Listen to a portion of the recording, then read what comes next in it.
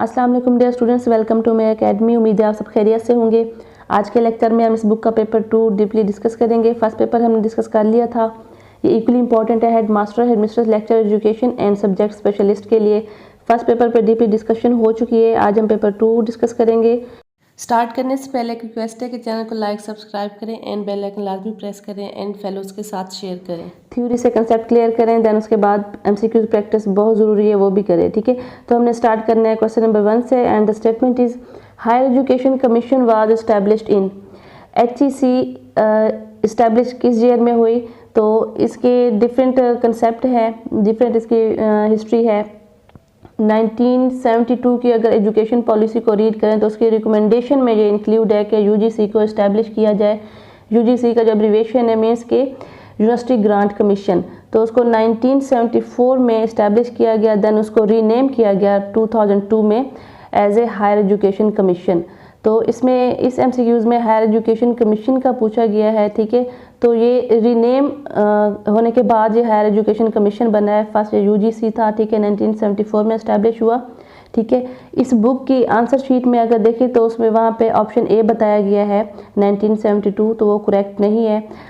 ये education policy थी 1972 की कि जिसकी रिकमेंडेशंस में इंक्लूड था UGC का। ठीक है, and Allama Iqbal open university का भी इंक्लूड था रिकमेंडेशंस में। तो HEC को इस्टेब्लिश किया गया 2002 में, या फिर उसको रीनेम किया गया 2002 में।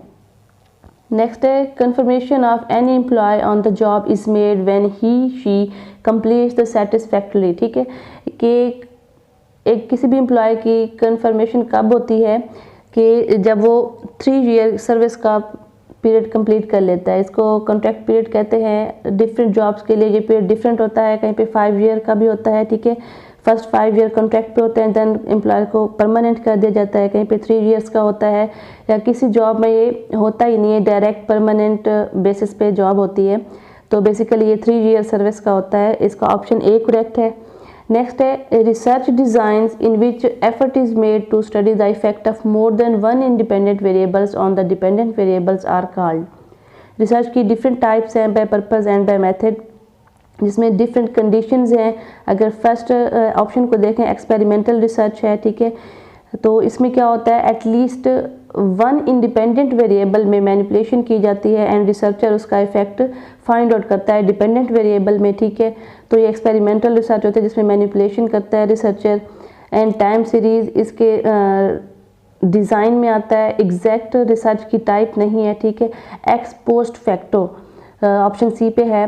इसे काजल कंपैरेटिव रिसर्च भी कहा जाता है, जिसमें पॉसिबल काजेस फाइंड आउट किए जाते हैं किसी भी इफेक्ट के। एंड लास्ट है फैक्टोरियल। तो यहाँ पे स्टेटमेंट में देखें तो यहाँ पे पूछा गया है कि वो कौन सी रिसर्च है या रिसर्च डिज़ाइन है कि जब स्टडी की जाती है effect of more than one independent variable on the dependent variable. तो इसमें इंडिपेंडेंट वेरिएबल एक से ज़्यादा हैं। ठीक है, तो ये ऑप्शन डी आएगा, फैक्टोरियल। नेक्स्ट है study in which an attempt is made to determine the current status of population with respect to more variables on the basis of data collection from the members of a population is called. पूरी statement में जो main की words हैं वो current status का है। Current status या फिर प्रेजेंट सिचुएशन ऑफ थिंग्स। ठीक है, प्रेजेंट की बात होगी, करंट स्टेटस की बात होगी। तो यहाँ पे ऑप्शन सी करेक्ट है, सर्वे स्टडी। बेसिकली ये एक टाइप है, ओरिजिनल जो रिसर्च की टाइप है वो है डिस्क्रिप्टिव रिसर्च। ठीक है, डिस्क्रिप्टिव रिसर्च में फर्दर उसकी 3 टाइप्स आते हैं, survey studies, developmental studies and inter relationship studies.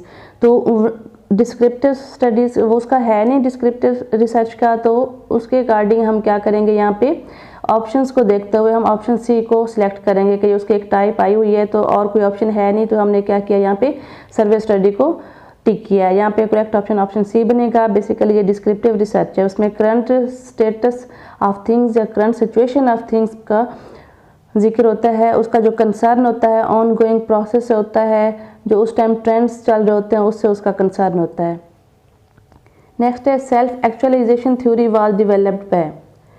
Self actualization theory या फिर इसको हायरार्की ऑफ नीड्स भी कहा जाता है, ये मैस्लो ने प्रेजेंट की थी। ऑप्शन बी करेक्ट ऑप्शन है। कंप्लीट नेम अब्राहम मैस्लो है।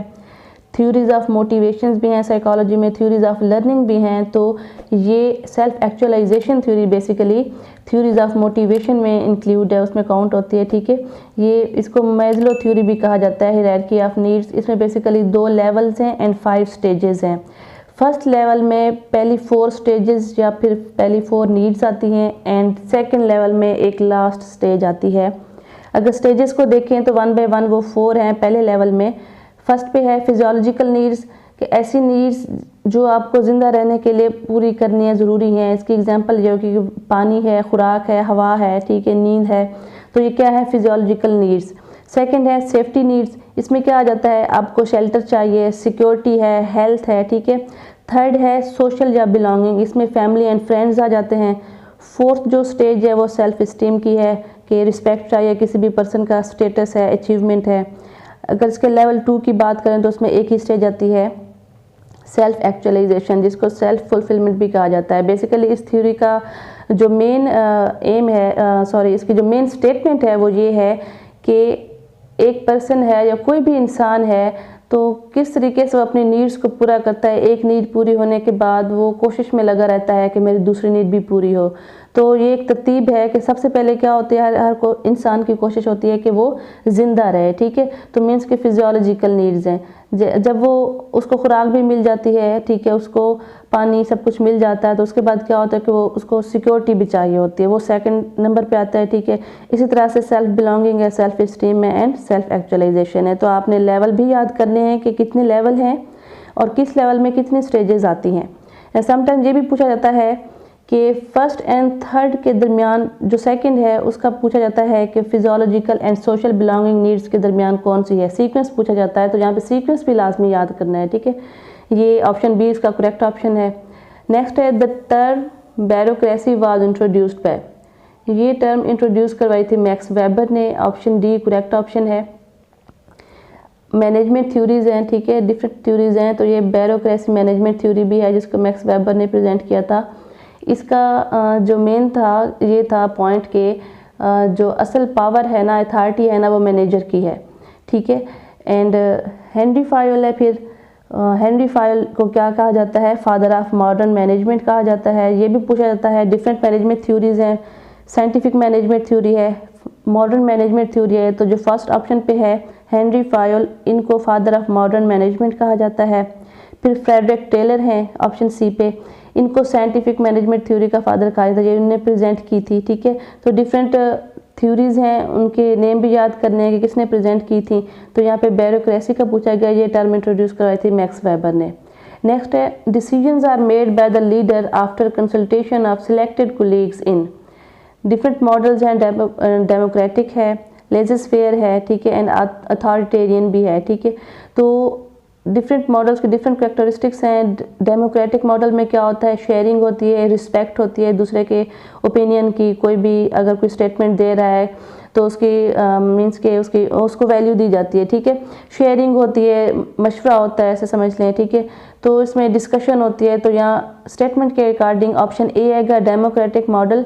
लेजिस्फेयर मॉडल में क्या होता है, बेसिकली ये एडमिनिस्ट्रेशन की टाइप्स हैं, लेजिस्फेयर, डेमोक्रेटिक एंड अथॉरिटेरियन। लेजिस्फेयर में क्या होता है कि जो भी हेड होता है या भी लीडर होता है वो कहते हैं मुझे किसी से कोई कंसर्न नहीं है, उसका कोई वो रिस्पॉन्सिबिलिटी नहीं लेता, ठीक है। अथॉरिटेरियन में क्या होता है, बॉस इज़ ऑलवेज राइट, कि हर हुक्म या फिर हर आर्डर बॉस का ही है, आगे से जो भी एम्प्लॉयज़ हैं वो कोई मशवरा नहीं दे सकते, ठीक है। तो यहाँ पे कंसल्टेशन है, ठीक है, after the consultation of selected colleagues, ठीक है। तो ये ऑप्शन ए आएगा डेमोक्रेटिक मॉडल। नेक्स्ट है the teacher who is a pragmatist sees himself her self mainly as a, ये फिलासफी का ऑप्शन है, एमसीक्यूज है, ठीक है। डिफरेंट फिलासफीज हैं, कुछ जनरल हैं, कुछ एजुकेशनल हैं। प्रैग्मेटिज्म ऐसी फिलासफी है जिसमें बच्चे की जो है ना एक्शन बेस, ठीक है, प्रैक्टिस बेस्ड लर्निंग पे फोकस किया गया है कि बच्चे लर्निंग किस तरह करते हैं, एक्शन से, लर्निंग बाय डूइंग से करते हैं, ठीक है। यहाँ पे टीचर की बात की गई है, ऐसा टीचर जो प्रैग्मेटिस्ट होगा, मींस कि वो इस फिलासफी को मानता होगा, वो क्या करेगा बेसिकली क्लास में या वैसे बच्चों को कैसे ट्रीट करेगा, अपने आप को कैसे देखेगा। तो यहाँ पे ऑप्शन बी आएगा motivating influence and the facilitator. ये फिलासफी इसके जो एक्सपोनेंट है वो जॉन डेवी हैं। नेक्स्ट है trial and error method for learning was adopted by, ये भी साइकोलॉजी का एमसीक्यूज है। डिफरेंट इसमें थ्योरीज हैं। कंप्लीट नेम है एडवर्ड ली थॉर्नडाइक, ठीक है, कंप्लीट नेम है एडवर्ड ली थॉर्नडाइक। इसका करेक्ट ऑप्शन ए है थॉर्नडाइक, यहाँ पे हाफ नेम बताया गया है। इनके अकॉर्डिंग जो लर्निंग है वो मीन्स के स्टिमुलस और रिस्पॉन्स के दरमियान बॉन्ड बनने से है, ठीक है, एक कम्बिनेशन, एक बॉन्ड होना चाहिए स्टिमुलस एंड रिस्पॉन्स के दरमियान। इन्होंने क्या किया था, एक पजल बॉक्स का एक्सपेरिमेंट किया था, ठीक है, तो उसमें क्या था कि आफ्टर एरर्स आफ्टर ट्रायल, काफ़ी बार ट्राई करने के बाद बंदा सीखता है। लर्निंग किस तरीके से होती है, ट्रायल एंड एरर मेथड के ज़रिए। तो ये ऑप्शन ए आएगा यहाँ पे, एडवर्ड ली थॉर्नडाइक ने ये प्रेजेंट की थी।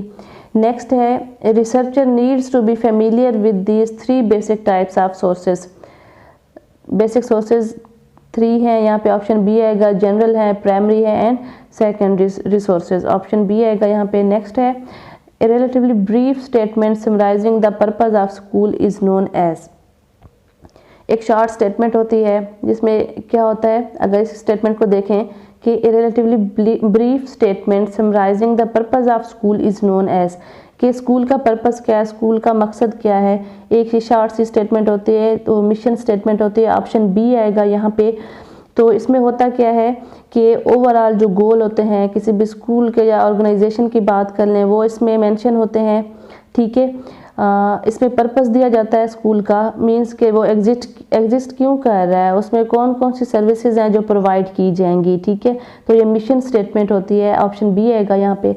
नेक्स्ट है the shared perception of the characteristics of the school end of its members, ये स्कूल कल्चर में आता है, ऑप्शन ए आएगा यहाँ पे।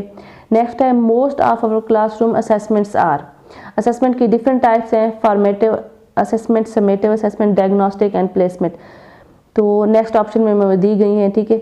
तो यहाँ पे क्या है, अगर फर्स्ट को देखें तो वो क्राइटेरियन रेफरेंस टेस्ट है, इसको भी चूज़ नहीं कर सकते। नेक्स्ट है नॉर्म रेफरेंस टेस्ट, ये भी हमारे काम का यहाँ पे आंसर नहीं है, ठीक है। बाकी 2 बच जाते हैं, summative assessment and formative assessment.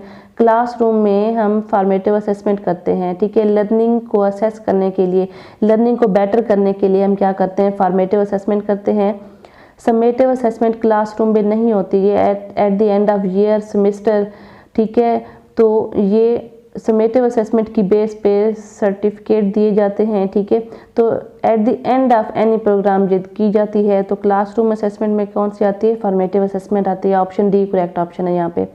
Next है the test which is taken to keep the student in a particular course program और क्लास इज नोन एज, कौन सा टेस्ट है जो किसी भी स्टूडेंट को ख़ास पर्टिकुलर किसी कोर्स में, प्रोग्राम में या क्लास में बिठाने के लिए लिया जाता है, तो प्लेसमेंट टेस्ट है, ठीक है। प्लेसमेंट टेस्ट में क्या होता है कि आप किसी भी स्टूडेंट की, किसी भी बच्चे की प्रीवियस जो उसका नॉलेज है वो असेस कर रहे होते हैं, ठीक है, तो यहाँ पे ऑप्शन बी आएगा।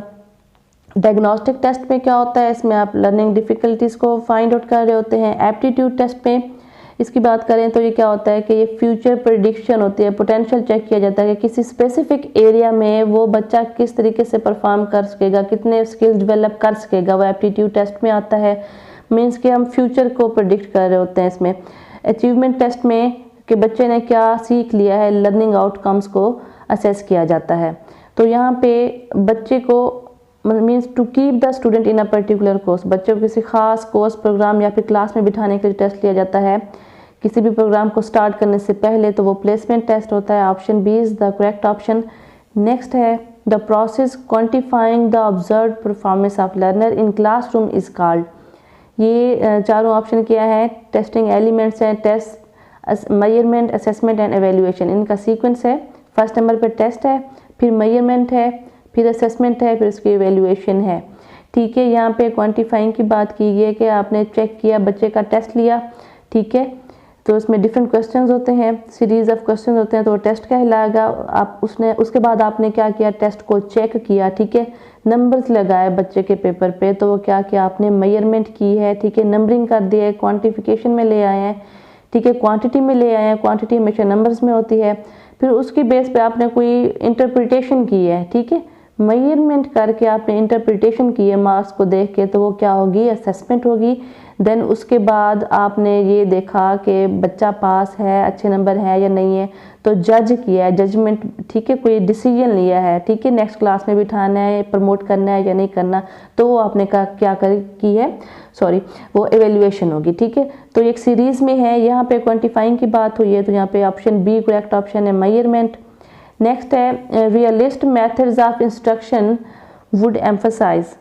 रियलिस्ट, ये रियलिस्टिक फिलासफी है, अरिस्टोटल ने दी थी, ये अगेंस्ट थी आइडियलिज्म के, ठीक है। आइडियलिज्म में क्या था, मेन फोकस आइडियाज़ पे था, ठीक है, स्पिरिचुअलिज्म पे था। तो रियलिस्ट में क्या है, इसमें मटेरियल वर्ल्ड की बात की गई है, वोकेशनल ट्रेनिंग की बात की गई है, एंड इसमें मेमोराइजेशन ऑफ फैक्ट्स, ठीक है, डेफिनेशंस हैं, फैक्ट्स हैं, उनको मेमोराइज करना, उसकी बात की गई है। तो उसके अकॉर्डिंग क्या आएगा, recitation, memorisation and essay writing, ठीक है, ये ऑप्शन आएगा। नेक्स्ट है school were students have a positive voice in governance and discipline matters would probably lead philosophically towards.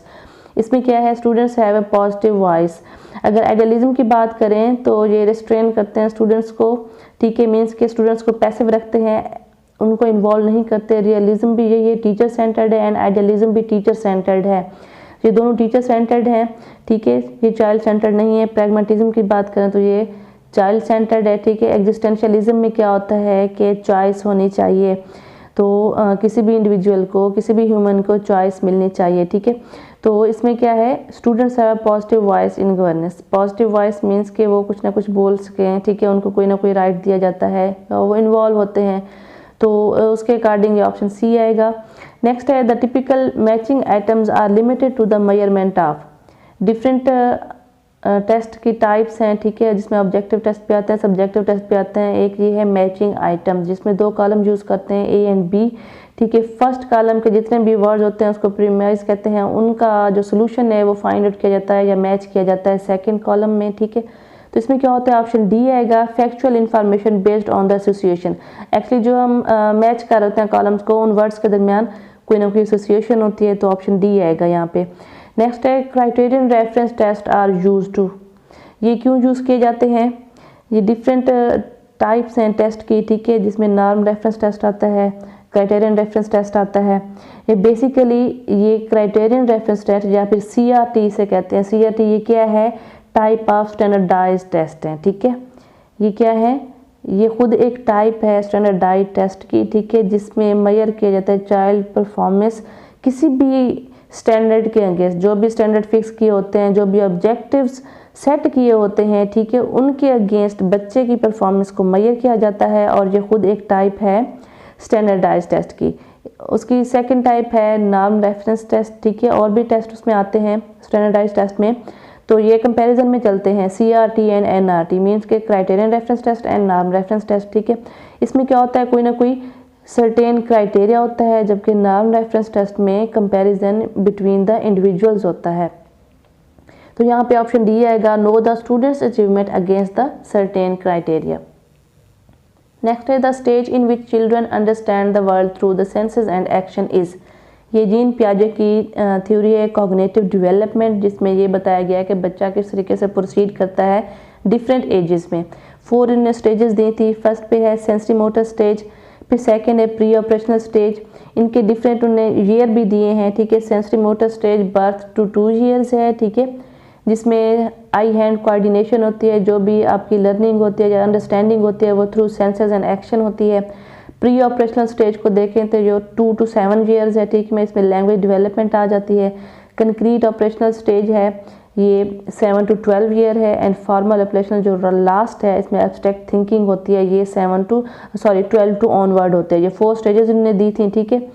तो यहाँ पे क्या बात की गई है स्टेटमेंट में कि through the senses and action, तो सेंसेस हमेशा सेंसरी मोटर स्टेज में आते हैं, आई हैंड कोऑर्डिनेशन होती है, सारी अंडरस्टैंडिंग सेंसेस के थ्रू हो रही होती है, एक्शन के थ्रू हो रही होती है, तो यहाँ पे ऑप्शन ए आएगा सेंसरी मोटर। नेक्स्ट है thinking with the aim of producing one correct answer is. यहाँ पे ऑप्शन ए आएगा कन्वर्जेंट थिंकिंग। अगर इसकी एग्जांपल देखें तो वो MCQs आएंगे, ठीक है। उसमें क्या होता है, जस्ट आपने वन करेक्ट आंसर को टिक करना होता है या आंसर देना होता है, उसके अलावा आप चूज़ नहीं कर सकते। तो यहाँ पे क्या होता है, प्रोड्यूसिंग वन करेक्ट आंसर। तो इसकी बेस्ट एग्जांपल MCQs हैं, ठीक है। इसमें क्या होता है कि one well defined solution to a problem, क्या होता है, one well defined solution to a problem. किसी भी प्रॉब्लम का आप एक ही अच्छा सा आंसर कर रहे हैं, ठीक है, तो वो कन्वर्जेंट थिंकिंग है। डाइवर्जेंट थिंकिंग में क्या होता है कि आपने अपनी सोच से, क्रिएटिव थिंकिंग से आपने आंसर करना है, सारे करेक्ट आंसर होते हैं लेकिन वो एक से ज़्यादा होते हैं। इसकी एक एग्जांपल ये भी होगी कि अगर पूछा जाए पाकिस्तान किस ईयर में बना, ठीक है, एक तो MCQs है, अगर इससे हट के देखें तो पाकिस्तान किस ईयर में बना तो उसका एक ही आंसर होगा 1947, ठीक है। इसके अलावा और कोई नहीं है तो वन करेक्ट आंसर ही होगा, ठीक है। तो अगर ये देखा जाए कि पाकिस्तान बनने के पीछे रीज़न क्या थी, तो वो काफ़ी सारा, मतलब वो एक आंसर नहीं आएगा, एक वर्ड नहीं आएगा, तो उसमें काफ़ी सारी वो रीजंस आ जाएंगी, तो वो डाइवर्जेंट में आ जाएंगी, ठीक है। नेक्स्ट है the motivation which involve to do the something to obtain something else. ऐसी मोटिवेशन जिसमें क्या इन्वॉल्व हो, कुछ करना, क्यों करना, कि आपको कुछ मिल सके, टू ऑब्टेन समथिंग एल्स। तो मोटिवेशन की टाइप्स हैं intrinsic motivation and extrinsic motivation. Intrinsic motivation क्या है कि आप अपनी खुशी के लिए अंदर से आपको होता है कि जी मैंने ये करना है, ठीक है। मींस कि आप स्पोर्ट्स में पार्टिसिपेट करते हैं तो आपका जो फोकस है वो ये नहीं है कि मैं अच्छा परफॉर्म करके मैं रिवार्ड लूँगा, ठीक है, सब मेरी तारीफ़ करेंगे तो मैं अच्छा परफॉर्म करूँगा, मुझे रिवार्ड मिलेगा। इस तरीके से आप नहीं खेलते। आप क्यों खेल रहे हैं, आपने पार्टिसिपेट क्यों किया है कि आपको अच्छा लग रहा है कि मैं स्पोर्ट में पार्टिसिपेट करूँ, मैं खेलूँ, ठीक है, अपनी खुशी के लिए तो आपने किया है। वो क्या है, अंदर से जो आपको मोटिवेशन मिल रही है तो वो इंट्रिंसिक होती है। लेकिन इस स्टेटमेंट में देखें तो क्या है, to do something to obtain the something else, कुछ और हासिल करने के लिए, मींस के एक्सटर्नल कुछ बाहर का आपने हासिल करना है। वो रिवार्ड भी हो सकता है, कोई आपको गुड कह दे, शाबाश कह दे, ठीक है, तो कोई आपकी तारीफ़ कर दे, मतलब बाहर से आपने कुछ लेना है, तो क्या होगी, एक्सट्रिंसिक मोटिवेशन होगी। तो ऑप्शन जो 22 है उसका करेक्ट आंसर डी बनेगा यहाँ पे। नेक्स्ट है in management the factor can not be empirically measured, observed और एनालाइज्ड इज, तो ऑप्शन डी है रिस्क। नेक्स्ट है main objective developing integrated curriculum for classes 1 to 2 was to. जो मेन ऑब्जेक्टिव था इंटीग्रेटेड करिकुलम को develop करने का, इसमें क्या होता है, इंटीग्रेटेड करिकुलम में डिफरेंट जो सब्जेक्ट्स हैं उनको मर्ज कर दिया जाता है, ठीक है। जो बेसिक कंसेप्ट होते हैं वो एक बुक में दिए जाते हैं। ये क्यों था, ये प्राइमरी लेवल पे था, तो इसमें क्या था कि reduce the number of books, ठीक है। इंटीग्रेटेड करिकुलम में क्या होता है, reduce the number of books की तादाद जो है ना वो कम हो जाती है। बेसिक कंसेप्ट, बेसिक जो सब्जेक्ट्स होते हैं वो मर्ज हो जाते हैं एक ही बुक में, ठीक है, कंसेप्ट एक ही बुक में आ जाते हैं। तो यहाँ पे ऑप्शन सी बनेगा रिड्यूस द बस्ता लोड, ठीक है, कि बच्चे जो प्राइमरी लेवल के हैं वो बस्ते का लोड भी उनका कम हो जाए। तो इन ऑप्शन में से हम ऑप्शन सी को सिलेक्ट करेंगे, ठीक है। If the position of the person changes but salary grade and other privilege remain same the social mobility is. Social mobility horizontal भी होती है, वर्टिकल भी होती है, ठीक है। वर्टिकल सोशल मोबिलिटी में क्या होता है कि जो आपका लेवल है पावर का वो चेंज हो जाता है, ठीक है। यहाँ पे क्या है, पर्सन चेंजेस, ठीक है, position of person changes but salary grade, यहाँ पे ग्रेड चेंज नहीं हुआ, मीन्स के लेवल ऑफ पावर जो है ना वो चेंज नहीं हुआ, ठीक है, सिर्फ पोजीशन चेंज हुई है। तो ये क्या रहेगा, यहाँ पे हॉरिजेंटल रहेगा। अगर ये हो कि किसी भी पर्सन की पोजीशन चेंज हो जाए, मीन्स के अप लेवल पे या डाउन लेवल पे चली जाए, तो फिर वो क्या होगी, वर्टिकल होगी। यहाँ पे क्या है, पोजीशन सेम है, ठीक है, तो ये क्या आएगा, हॉरिजेंटल आएगा। जब लेवल ऑफ पावर चेंज ना हो तो वो क्या होगा, हॉरिजेंटल होगा। नेक्स्ट है बेसिक रिसर्च इन्वॉल्व्स। ये रिसर्च की डिफरेंट टाइप्स हैं, by purpose and by method. जो बेसिक रिसर्च है बाय पर्पस में आती है, ठीक है, बेसिक है, अप्लाइड है एंड एक्शन रिसर्च है वो पर्पस में आती है। इसके अलावा जो भी हैं वो सारी मेथड में आती हैं। डिस्क्रिप्टिव है, हिस्टोरिकल है, कोरिलेशनल है, काजल कंपैरेटिव है, ठीक है, तो वो बाय मेथड में आती हैं। यहाँ पे क्या है, बेसिक रिसर्च इन्वॉल्व्स। इस बेसिक रिसर्च में क्या होता है, थ्योरी डेवलपमेंट होती है, ठीक है, तो ऑप्शन बी आएगा यहाँ पे, डेवलपमेंट ऑफ थ्योरी। नेक्स्ट है which is not a quantitative approach. यहाँ पे कौन सी अप्रोच क्वांटिटेटिव नहीं है, हिस्टोरिकल रिसर्च है, यहाँ पे ऑप्शन डी आएगा। नेक्स्ट है which theory states that learning take place as a whole. किस थ्योरी के अकॉर्डिंग कि लर्निंग जो है ना एज ए होल होती है। तो यहाँ पे ऑप्शन ए आएगा गेस्टाल्ट थ्योरी। ये मैक्स वर्डहैमर ने प्रेजेंट की थी कि किसी भी चीज़ को परसीव करना है, ऑब्जर्व करना है, लर्न करना है तो उस सूरत में ज़्यादा होगा जब आप उसको कंप्लीट एज ए होल लेते हैं। ठीक है, अगर उसको पार्ट्स में कर दें, ठीक है, बाय पार्ट्स आप उसको देखें तो आप उस तरीके से लर्न नहीं कर पाएंगे। तो लर्निंग क्या होती है, takes place as a whole. ये गेस्टाल्ट थ्योरी है, ऑप्शन ए आएगा यहाँ पे। नेक्स्ट है standardised test measuring the specific intellectual capabilities or other characteristics is called। यहाँ पे दो ऑप्शंस क्या है, कंफ्यूजिंग है। एक इंटेलिजेंस टेस्ट है, दूसरा एप्टीट्यूड टेस्ट है। उसमें भी इंटेलेक्चुअल कैपेबिलिटीज़ मेजर की जाती हैं एप्टीट्यूड में एंड इंटेलिजेंस में भी। इंटेलिजेंस में क्या होता है, ओवरऑल देखा जाता है कि आपकी करंट जो उस टाइम कॉग्निटिव लेवल होता है, स्किल्स होते हैं, वो चेक किए जाते हैं, सब एरियाज़ में आपको चेक किया जाता है। ठीक है, एंड एप्टीट्यूड टेस्ट क्या है, पहले मैं डिस्कस कर चुकी हूँ। एप्टीट्यूड टेस्ट में क्या होता है, फ्यूचर प्रेडिक्शन होती है, पोटेंशियल चेक किया जाता है कि किसी खास एरिया में वो बच्चा या स्टूडेंट कितने स्किल्स डेवलप कर पाएगा। ठीक है, तो वो स्पेशल एक ख़ास स्पेसिफिक एरिया होता है। यहाँ पे क्या है, साथ मेंशन किया गया है एंड अदर करैक्टरिस्टिक। तो यहाँ पे हम क्या सिलेक्ट करेंगे, ऑप्शन ए सिलेक्ट करेंगे, इंटेलिजेंस टेस्ट। नेक्स्ट है the acquisition of knowledge skills and behaviour is termed as. कि एक्विजिशन क्या है, हासिल करना। ठीक है, किस चीज़ का, नॉलेज का, स्किल्स का एंड बिहेवियर का। तो यहाँ पे ऑप्शन ए है, ट्रेनिंग आएगा। परफॉर्मेंस क्यों नहीं किया, कि परफॉर्मेंस में आप दिखा रहे होते हैं, आप अपनी परफॉर्मेंस को डिमॉन्स्ट्रेट कर रहे होते हैं। ठीक है, यहाँ पे क्या है, एक्विजिशन है। तो यहाँ पे हम ऑप्शन ए को सिलेक्ट करेंगे। नेक्स्ट है which is a type of research by method. अगर एक्शन रिसर्च को देखें एंड बेसिक रिसर्च को देखें तो ये क्या है, बाय पर्पज़ है। ठीक है, तो यहाँ पे एक ही टाइप है जो बाय मेथड आई हुई है, वो एक्सपेरिमेंटल रिसर्च। एक्सपेरिमेंटल रिसर्च में क्या होता है, एटलीस्ट वन इंडिपेंडेंट वेरिएबल में मैनिपुलेशन की जाती है एंड रिसर्चर जो क्या करता है, उसका इफेक्ट फाइंड आउट करता है डिपेंडेंट वेरिएबल में। तो ये तो उसकी डिटेल थी। खैर, ये इसमें क्या है, 31 में क्या आता है, रिसर्च बाय मेथड में क्या आता है, एक्सपेरिमेंटल रिसर्च। ऑप्शन डी आएगा यहाँ पे। Which is not a form of reliability.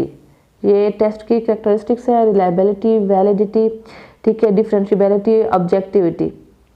तो यहाँ पे क्या पूछा गया है कि which is not a form of reliability, reliability की फॉर्म नहीं है, वो ऑप्शन डी आएगा यहाँ पे, कंटेंट बेस्ड रिलायबिलिटी। बाकी जितनी भी हैं तीनों ये रिलायबिलिटी की टाइप्स है, कंटेंट बेस्ड रिलायबिलिटी नहीं होती। ऑप्शन डी आएगा यहाँ पे। नेक्स्ट है the score which occurs most frequently is called. Different इसमें दिए गए हैं, मीडियन है, मीन है, मोड है एंड एवरेज है। यहाँ पे जो करेक्ट ऑप्शन है वो मोड है।